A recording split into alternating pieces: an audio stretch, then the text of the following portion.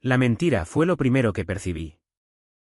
No estaba en las palabras oficiales que soltaba, ni en el uniforme impecable del Seprona que le apretaba un poco en los hombros.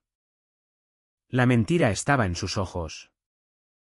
Unos ojos planos, vacíos. Los ojos de quien cobra por un encargo, no de quien defiende una causa. 20 años en las fuerzas especiales me habían enseñado a leer a los hombres en los segundos antes de que todo se fuera al traste. Y este individuo, con cuello de poste de alambrada y barbilla repleta de falsa seguridad, era una mentira con patas. Tenemos una orden de registro. Señor Romero, dijo, señalando a los otros 3 que se desplegaban por el camino de grava de mi finca. Mis ojos recorrieron a aquellos tipos demasiado limpios. Sus botas no habían pisado tierra de verdad. Y las pistoleras colgaban con la rigidez de quien no está acostumbrado a llevarlas. Matones disfrazados de autoridad. ¿Orden para qué? Mantuve la voz baja y tranquila. Las manos sueltas a los costados, sin dejar que vieran el motor rugiendo dentro. Hemos recibido una denuncia anónima, continuó, dando un paso adelante, sobre caza ilegal de especies protegidas. Las palabras flotaron en el aire fresco de la mañana andaluza. ¿Caza furtiva aquí? ¿En estas tierras? La idea era tan absurda que casi me hizo reír. Miré más allá de ellos, hacia las colinas onduladas donde lo único que yo cazaba era la paz y el silencio. Mi primer impulso fue detenerlos. Gritarles que se largaran de mi propiedad antes de que se arrepintieran. No por mí, sino por los muchachos que dormían dentro de la casa principal, el primer lecho seguro que algunos tenían en años. Hombres que intentaban reconstruir sus vidas lejos del mundo que los había destrozado. Pero no se para a una serpiente gritándole. Se deja que muestre los colmillos primero. Asentí ligeramente. Adelante. Pasen. Marcharon directos al viejo establo. Sus pasos torpes y ruidosos. Me quedé donde estaba, sintiendo la madera gastada de la barandilla bajo la palma. Sabía lo que iban a encontrar. La única duda era lo burdo que serían al hacerlo. No tardaron. Aquí. Jefe, gritó uno desde la entrada sombría del establo. Salió sosteniendo una bolsa transparente de pruebas. Dentro. ¿Juntas? 3 plumas marrones con la punta blanca brillante, plumas de águila imperial ibérica. Al lado, una trampa de acero oxidada y cruel. Era un montaje tan torpe como repugnante. El jefe, el del cuello grueso, se volvió hacia mí con una sonrisa petulante. Tiene derecho a guardar silencio. Señor Romero. Le sugiero que lo use. Esto conlleva una pena grave. Lo miré fijamente, la sangre helándose en mis venas. Estaba a punto de hablar, de llamarle farol. Entonces lo oí, un rumor lejano por la carretera comarcal. Un sonido como trueno lejano que anunciaba tormenta. Creció constante. Una armonía grave y gutural que vibraba bajo las suelas de mis botas. Los 4 también lo oyeron. Se tensaron. Su fiestecita de victoria se cortó en seco. La sonrisa del jefe flaqueó. Una moto es una curiosidad. 2. Una coincidencia. 6. Una declaración. Los lobos de hierro coronaron la colina. En formación cerrada y disciplinada que hablaba de años cabalgando juntos. No eran una banda buscando pelea. Eran familia respondiendo a una llamada. Aparcaron detrás de mi pick-up 1 a 1 y apagaron los motores. El silencio repentino pesaba más que el ruido. Miguel, al que todos llamábamos el cura, bajó la pierna de su vieja Harley. Era hombre de pocas palabras. Barba canosa y ojos que habían visto demasiada fealdad del mundo. No miró a los falsos agentes. Solo me miró a mí. ¿Todo bien por aquí? ¿Cal? Preguntó. La voz calma como un lago en reposo. La mirada del jefe saltó de los 6 moteros impasibles a mí. Su pequeño imperio de intimidación construido sobre un camino de grava acababa de derrumbarse. Carraspeó. Esto es un asunto oficial, balbuceó. El cura asintió despacio. Parecía oficial, dijo. Hasta que llegamos nosotros. Y eso fue todo. El jefe hizo una señal a sus hombres.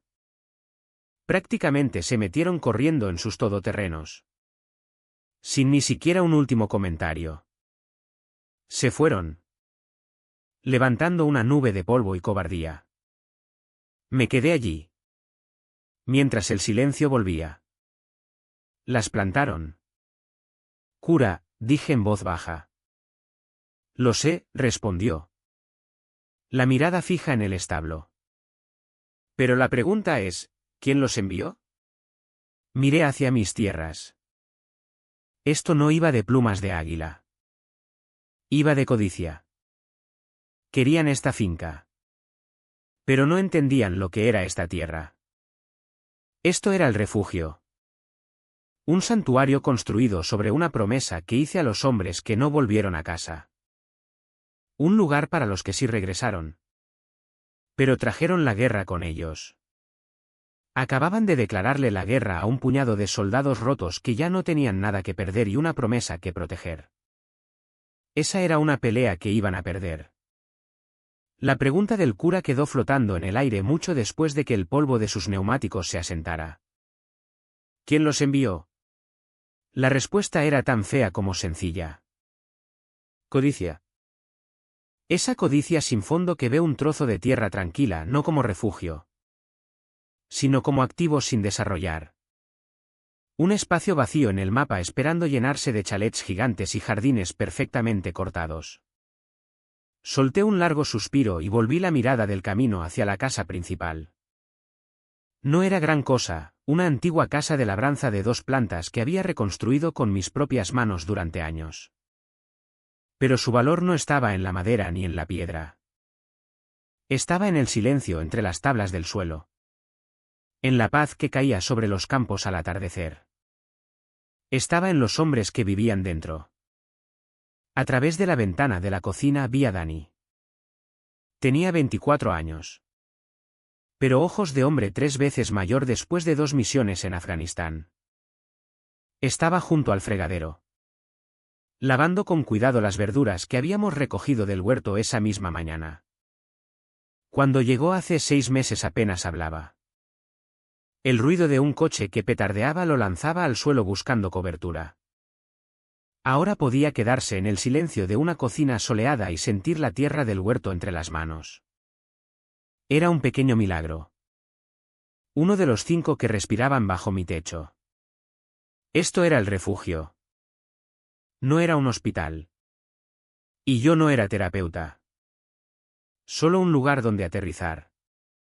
Un puerto tranquilo para unos cuantos buenos soldados a los que el mundo les había resultado demasiado ruidoso al volver a casa. Teníamos una rutina sencilla, trabajábamos la tierra. Arreglábamos lo roto y nos sentábamos en el porche por las noches. Dejando que el silencio hiciera su trabajo. No hablábamos mucho de la guerra. No hacía falta.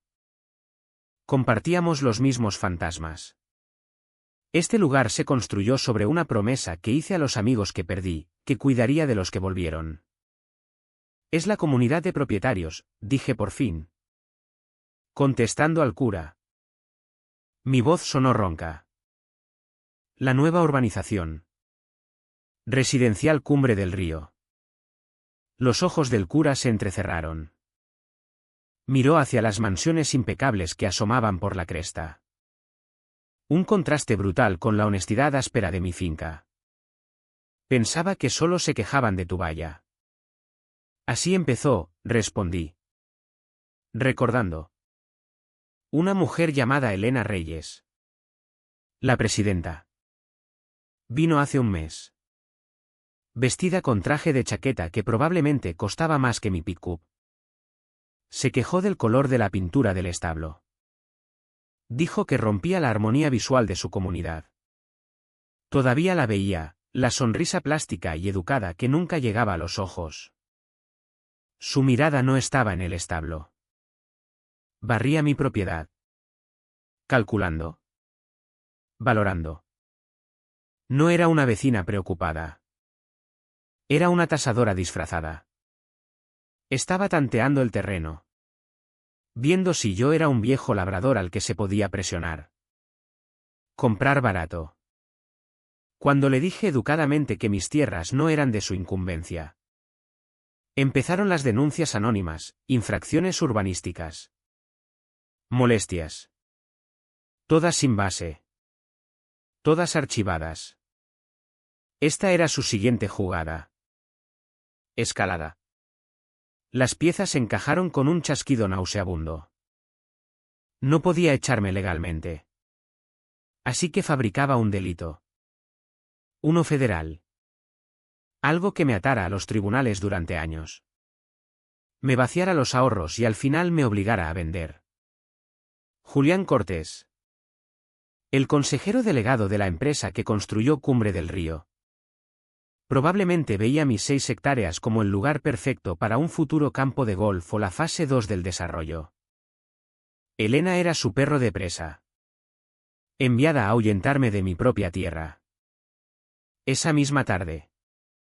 Los lobos de hierro se reunieron en mi establo.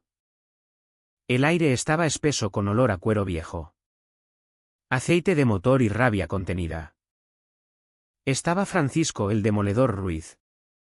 Un hombre construido como nevera que podía desmontar un motor y volverlo a armar con los ojos vendados. Y Leandro Glitch García.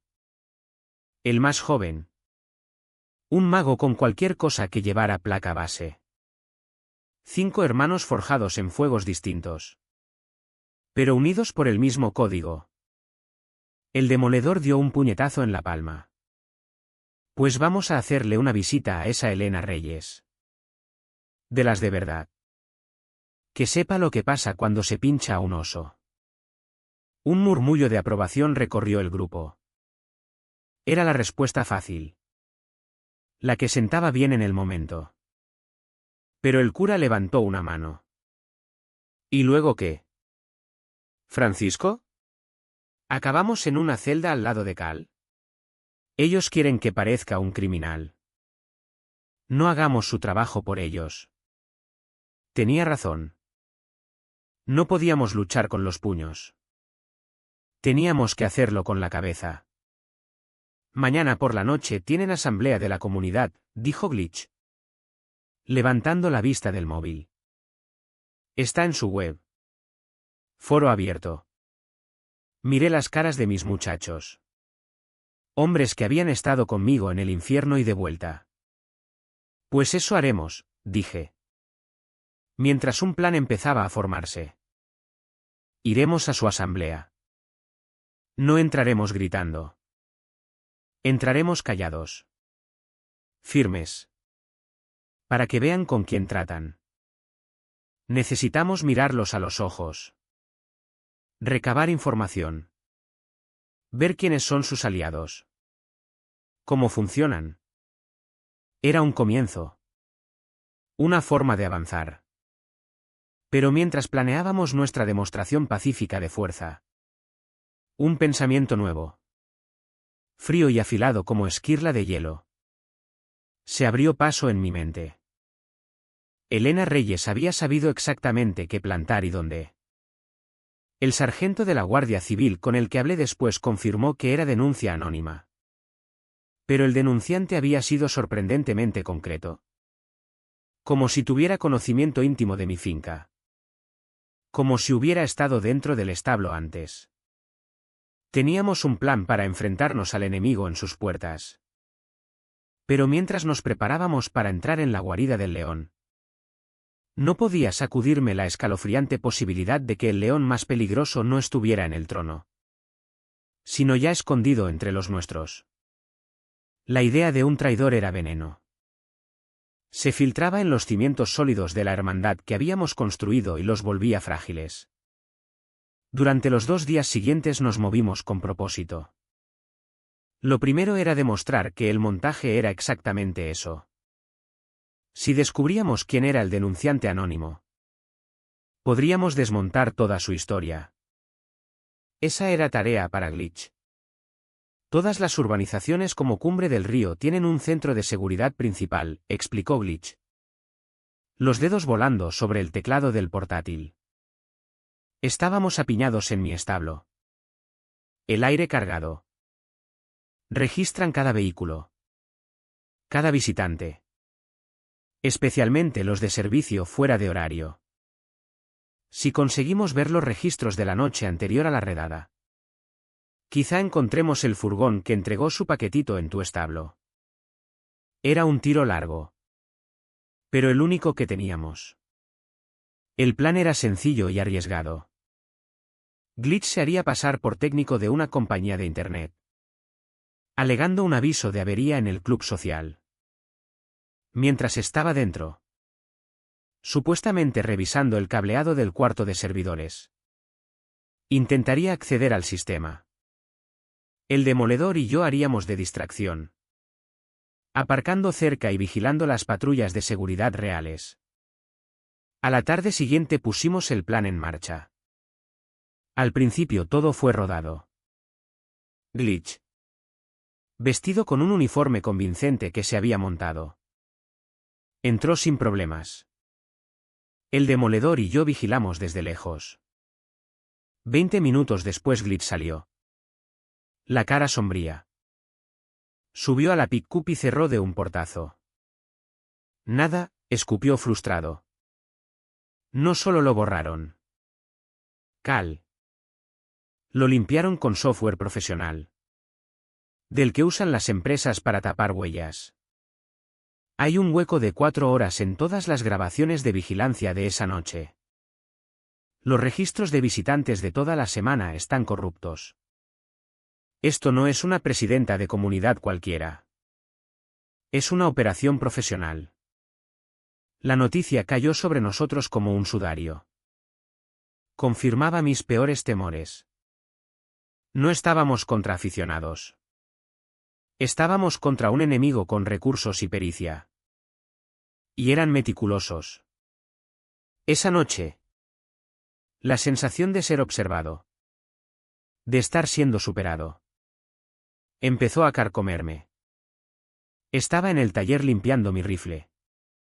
Un ritual que normalmente me calmaba. El resto de los muchachos andaban desperdigados trabajando en sus motos. Los sonidos familiares de llaves y conversaciones en voz baja llenaban el aire. Pero esta noche todo sonaba distinto.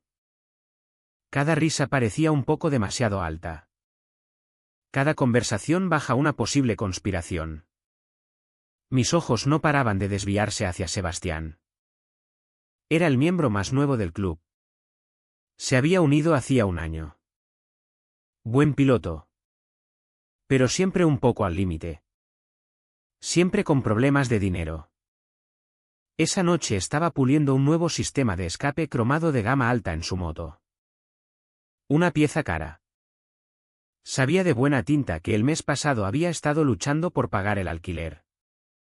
¿De dónde había salido el dinero? Reía con uno de los chistes del demoledor. Pero no paraba de mirar el móvil, pasando el pulgar rápido antes de guardárselo otra vez. Quizá no era nada. Quizá había pedido un pequeño préstamo o tenía una nueva novia. Pero el veneno de la sospecha ya corría por mis venas. Hacía que cada gesto inocente pareciera una pista. Sentí un profundo aislamiento. De pie en una habitación llena de mis hermanos. Si no conseguíamos prueba digital, necesitábamos prueba humana. Al día siguiente el cura consiguió una pista a través de un amigo que trabajaba en la construcción. Había oído hablar de un jardinero al que Elena Reyes había despedido abruptamente 2 semanas antes. La historia era que había visto algo que no debía cerca del club social una noche. Estaba amargado y buscando venganza. Era nuestra oportunidad. Un testigo real. No podíamos arriesgar una llamada. Le enviamos recado a la antigua usanza, citándolo en un pequeño bar de carretera a 20 kilómetros de la autovía. Lugar neutral. Anónimo.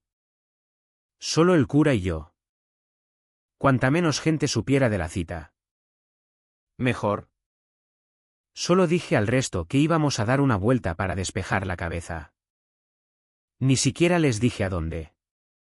Nos sentamos en un reservado de vinilo gastado, con olor a café rancio en el aire. Esperamos. El café de mi taza se enfrió. El reloj de la pared marcó la hora de la cita. 10 minutos.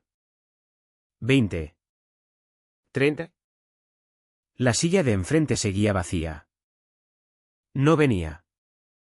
El estómago se me apretó. Era demasiada coincidencia. Primero los discos duros borrados. Ahora un testigo asustado. Justo cuando íbamos a marcharnos. Mi móvil vibró en el bolsillo. Un mensaje de número desconocido. Las manos se me helaron al abrirlo. Solo 8 palabras. Deberías haberte quedado en tu finca. Se lo enseñé al cura. Lo leyó y su cara, normalmente tan serena, se endureció en una máscara de furia fría. Era la prueba definitiva. Alguien sabía de esta cita. Alguien sabía mi número. Alguien que se suponía era mi hermano nos había vendido. Esa noche el sueño fue un extraño. Me senté en el porche delantero. El aire frío de la noche sin conseguir apagar la rabia que me ardía en el pecho. Creí que estaba solo hasta que oí el leve crujido de las tablas detrás de mí. Era el cura. Se sentó en la mecedora de al lado, sin decir nada durante un buen rato. Parecía saber que necesitaba el silencio. Al final lo rompí. Mi voz era baja, cruda. Tenemos un topo, Miguel. No se sorprendió. Solo miró hacia la oscuridad. Lo sé. Cal. Sabía lo de la cita en el bar, dije. Las palabras sabían a ceniza. Ha estado escuchando cada plan que hemos hecho.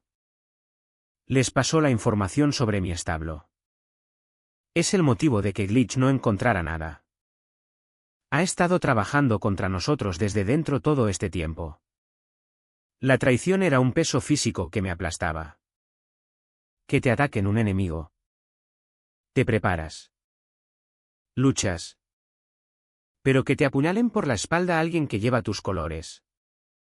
Alguien que ha comido en tu mesa, eso era otra guerra.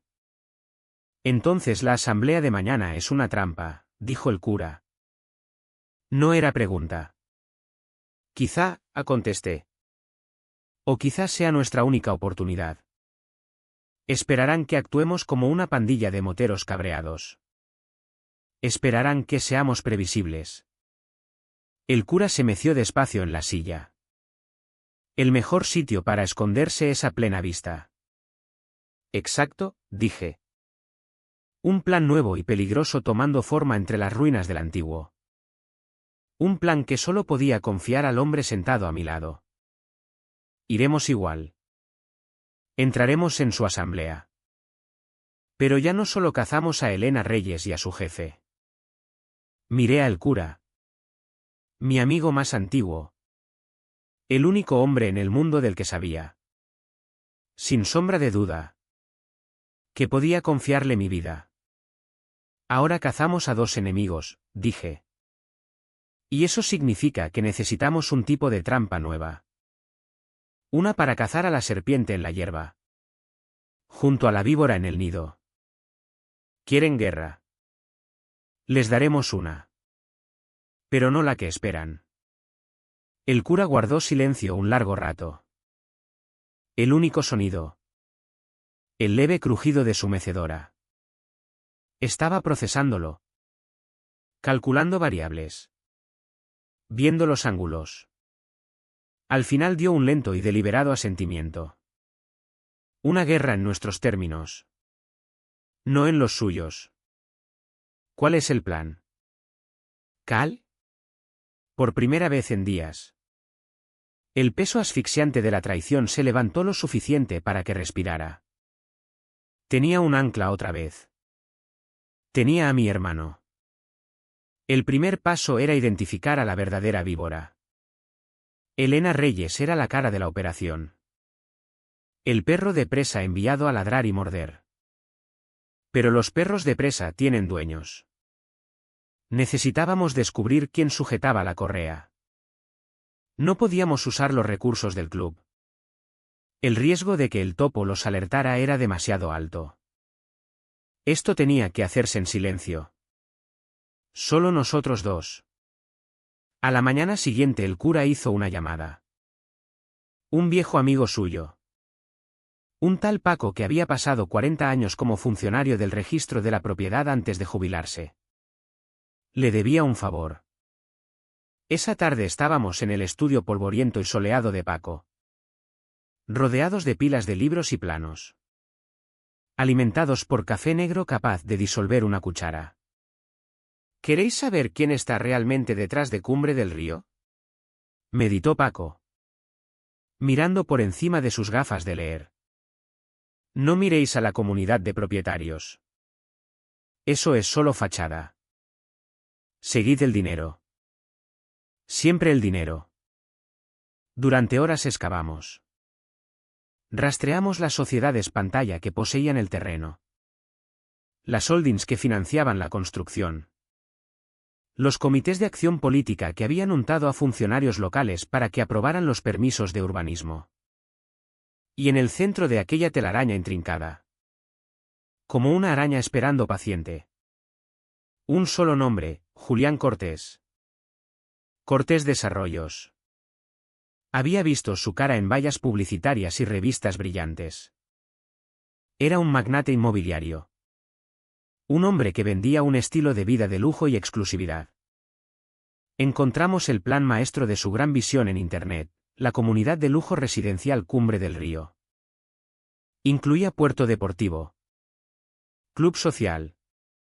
Pistas de tenis y un futuro campo de golf de 18 hoyos de campeonato.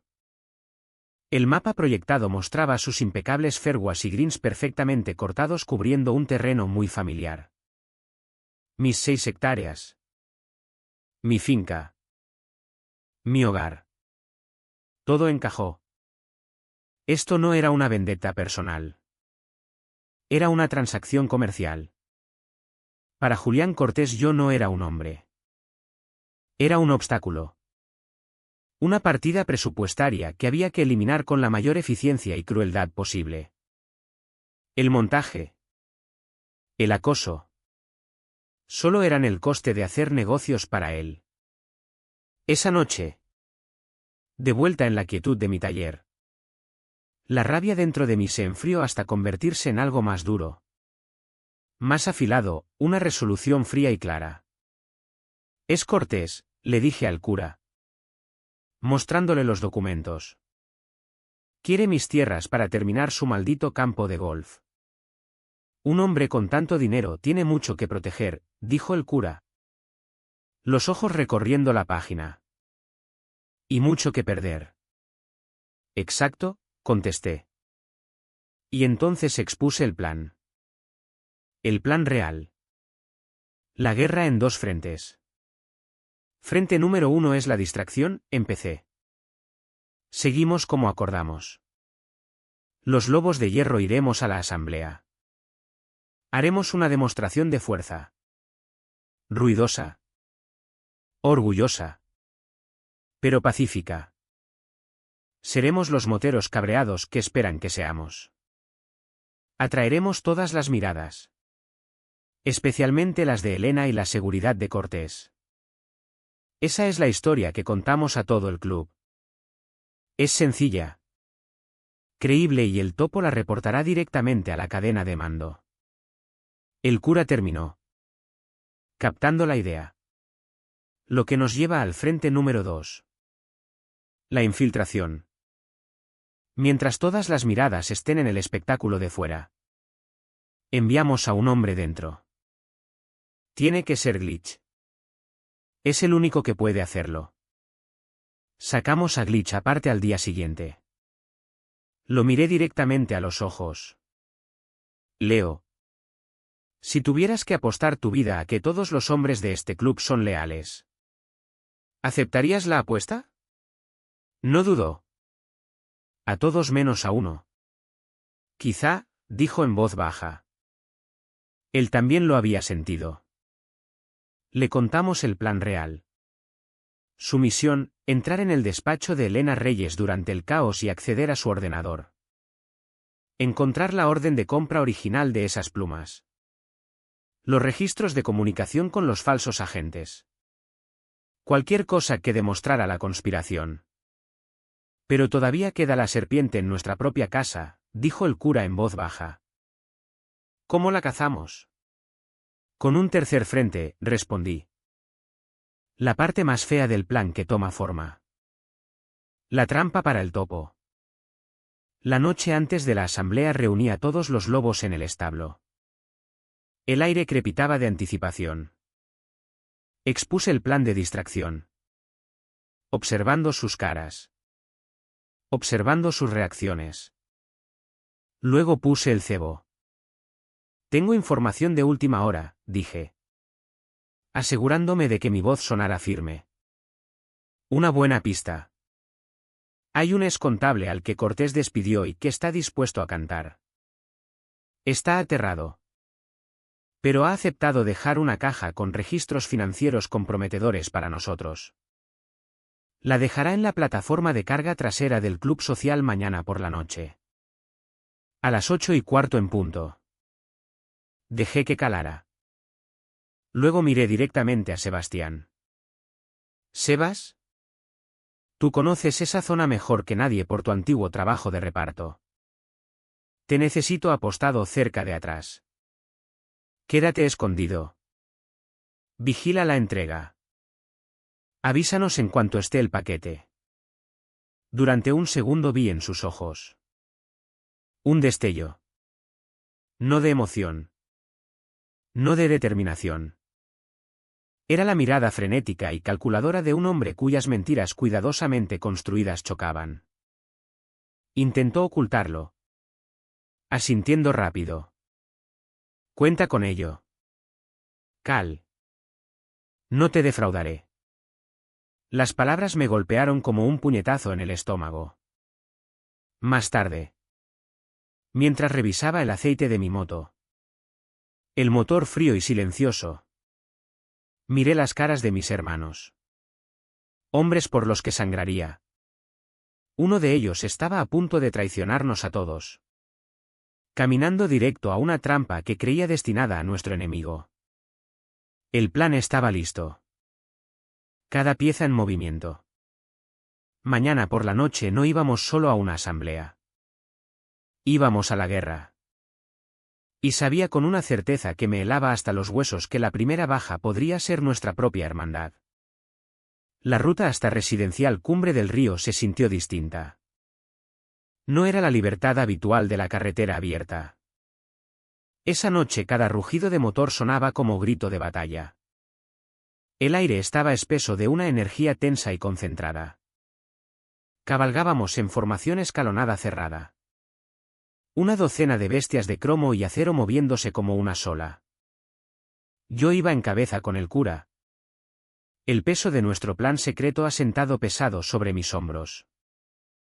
Miré por el retrovisor y vi a Sebastián. Cabalgaba firme. Pero los nudillos blancos sobre el manillar.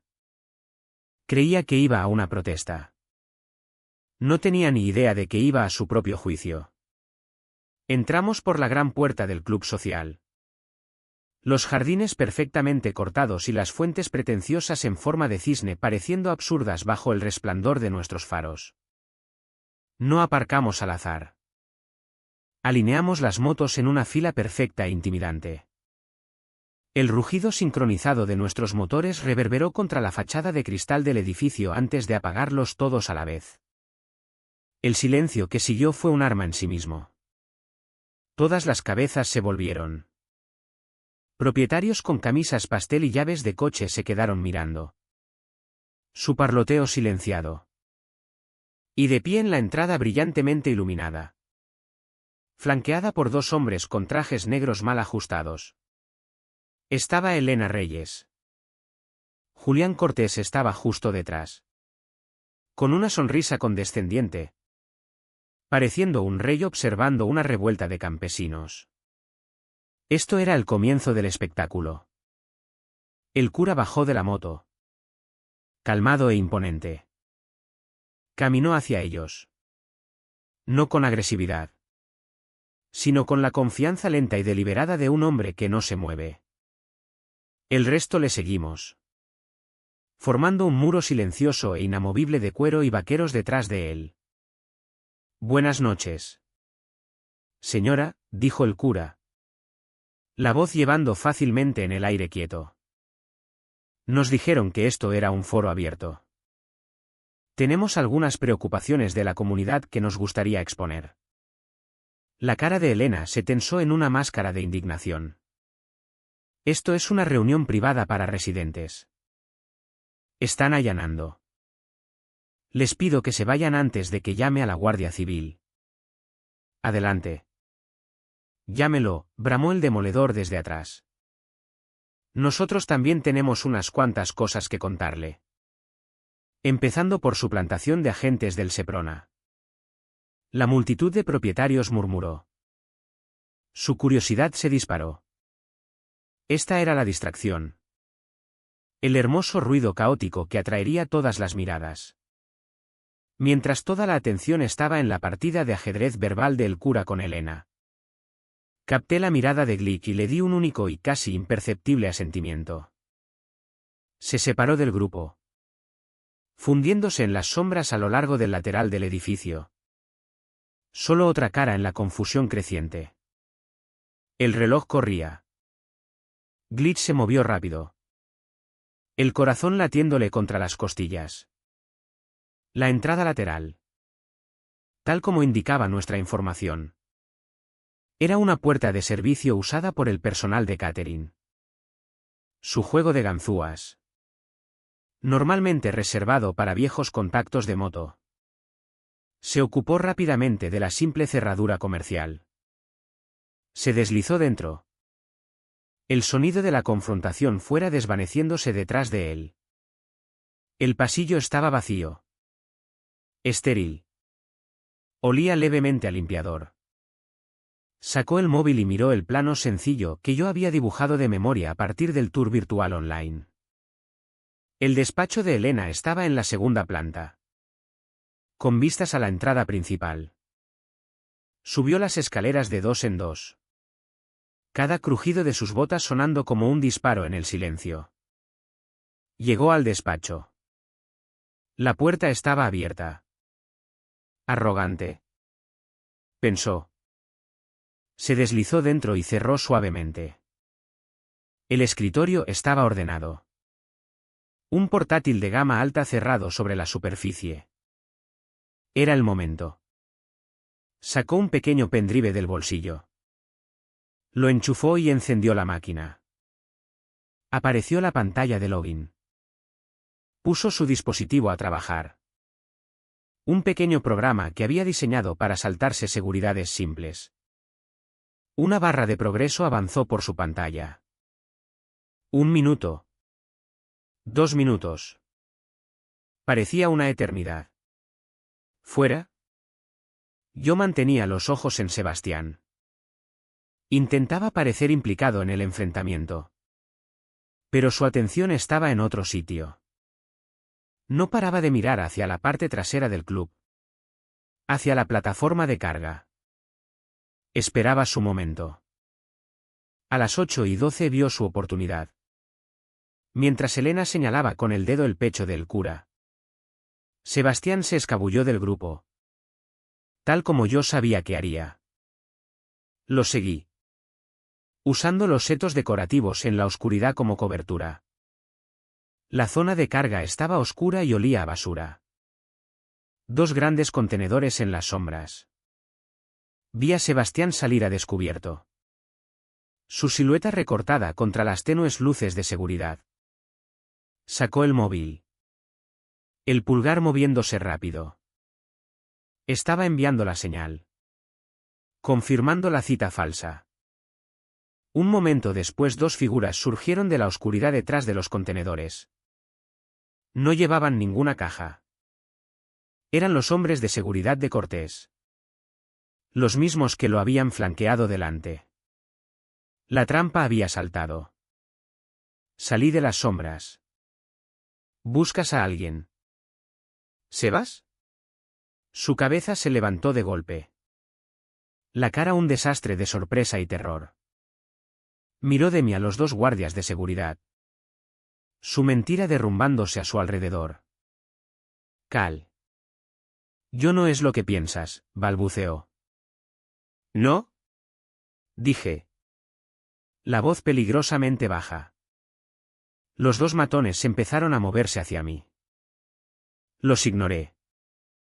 Mi foco estaba entero en el hombre que llevaba el mismo parche en la espalda que yo. Dime qué debo pensar. ¿Sebas? Cuando estás en la oscuridad esperando con los hombres del enemigo. Dímelo. Él dijo que nadie saldría herido, susurró Sebas. La voz quebrándose. El abogado de Cortés me contactó. Sabían que estaba endeudado. Solo querían comprarte. Cal. Una oferta grande. Dijeron que la presión era solo para que entraras en razón. Yo necesitaba el dinero. Tío. Lo siento mucho. Lo siento no arregla la traición, dije. Las palabras como piedras en mi boca. Uno de los matones se lanzó contra mí. Lo recibí con un codazo en la garganta. Un movimiento aprendido en los polvorientos pueblos de Afganistán. Y se derrumbó en el suelo. Jadeando. El otro se quedó congelado justo cuando un silbido familiar cortó el aire. Nuestra señal acordada. Antes de que pudiera reaccionar. Las formas pesadas del cura. El demoledor y 3 lobos más doblaron la esquina. Bloqueando la única salida. Estaba atrapado. Fue en ese preciso instante cuando se desató el infierno. Una voz. Aguda y enfadada. Estalló de repente por los altavoces de todo el club. Resonando sobre los jardines perfectamente cortados. Era la voz de Elena Reyes. Pero no en directo. Era una grabación. No me importa cómo lo hagáis. Plantad las plumas. Plantad las trampas. Haced que parezca un monstruo. Julián quiere esas tierras. Y se las vamos a conseguir. Dentro de la sala de asamblea abarrotada. Todos los propietarios se quedaron mirando. Atónitos. Mientras la voz grabada de ella llenaba el espacio.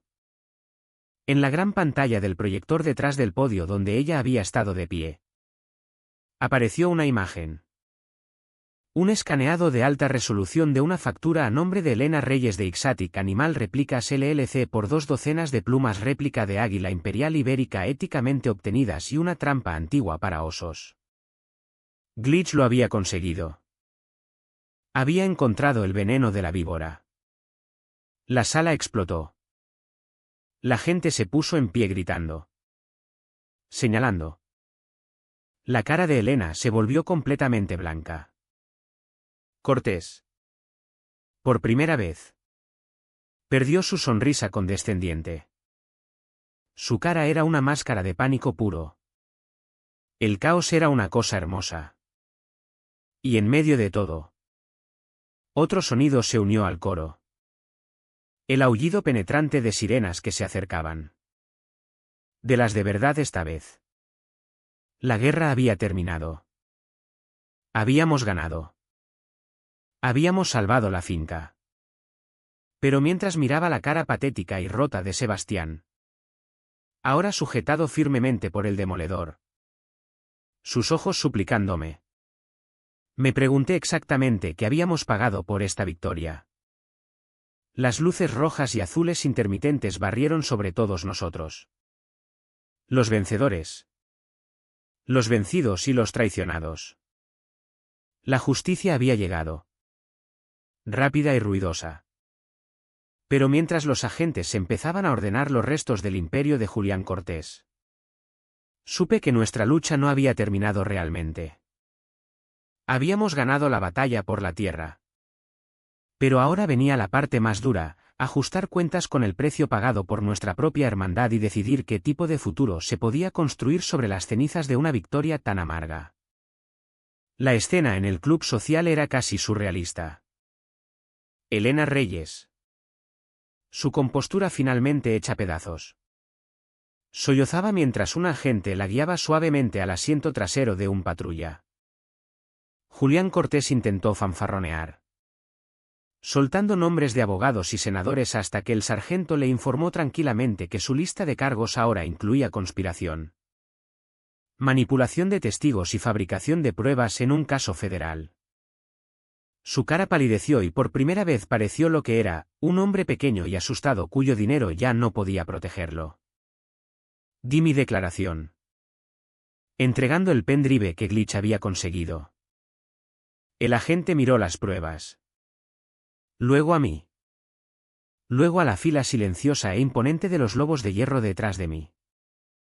Solo asintió. Creo que esto es todo lo que necesitaremos. Señor Romero. Gracias. Pero la parte más dura de la noche aún estaba por llegar. Volvimos a la finca casi en silencio. El rugido triunfal de nuestros motores en la ida fue reemplazado por un ronroneo pesado y sombrío. Nos reunimos en el establo. El mismo lugar donde habíamos planeado nuestra guerra. En el centro de la habitación, de pie solo, estaba Sebastián.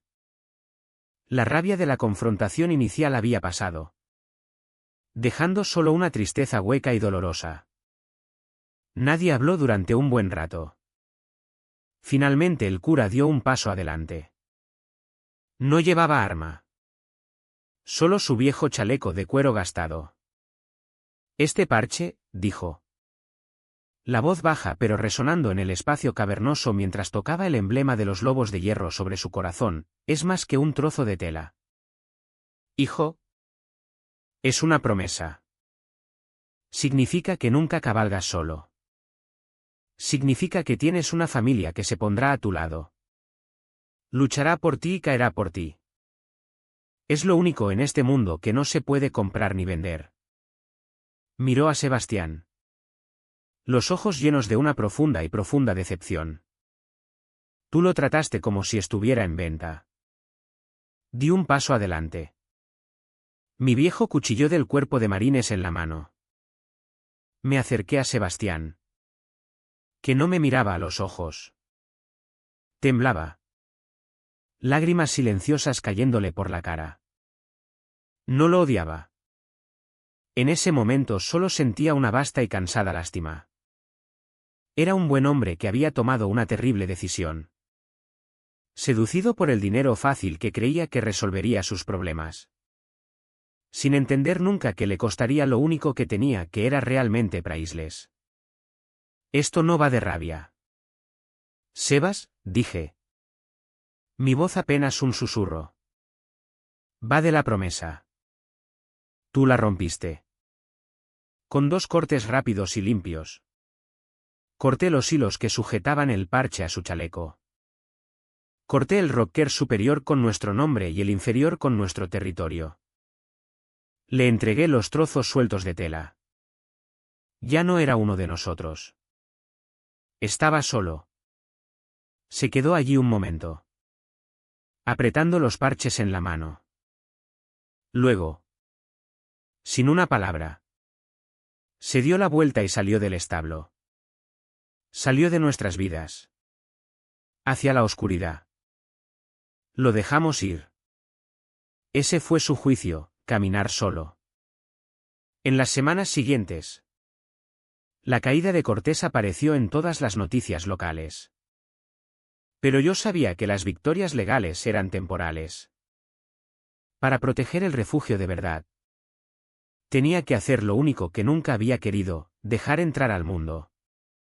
Llamé a una periodista local. Una mujer con reputación de integridad. E invité a la finca. Nos sentamos en el porche delantero y le conté todo. No solo la pelea con Cortés, sino lo que era realmente la finca. Le hablé de los muchachos. De las batallas silenciosas que libraban cada día. Le expliqué por qué necesitaban un lugar como este. Un lugar donde el mundo no pudiera alcanzarlos. Pensé que la gente nos juzgaría o nos malentendería. Me equivoqué. La historia salió y la respuesta fue abrumadora. Fue como si se hubiera roto una presa de decencia. Las llamadas inundaron.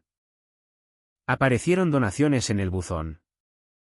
Un almacén de madera local se ofreció a suministrar materiales gratis para construir un nuevo taller. Organizaciones de veteranos contactaron ofreciendo servicios de counseling y apoyo. Y una tarde, todo un grupo de propietarios de Cumbre del Río. Las mismas personas que antes miraban mal mi valla. Aparecieron con tartas caseras y una disculpa. Lo sentimos, dijo uno. Estábamos tan obsesionados con el valor de las propiedades que olvidamos los valores humanos. Han pasado unos meses desde aquella noche.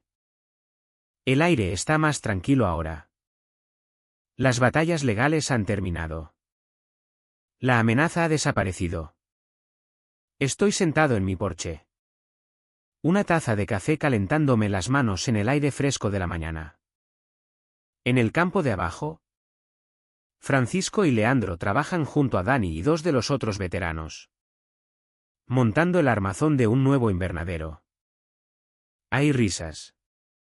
El sonido fácil y sin cargas de hombres trabajando juntos. El cura lee en su silla habitual. Una pequeña sonrisa en la cara. La pelea nos costó algo. Nos costó un hermano. Pero en las cenizas de aquella traición se forjó algo nuevo y más fuerte. Nuestra hermandad ya no es solo un club. Es una comunidad. Es una misión. La guerra había terminado. Habíamos ganado. Y por primera vez en mucho tiempo. Mirando mis tierras y mi familia. El hogar se sentía verdaderamente, completamente en paz.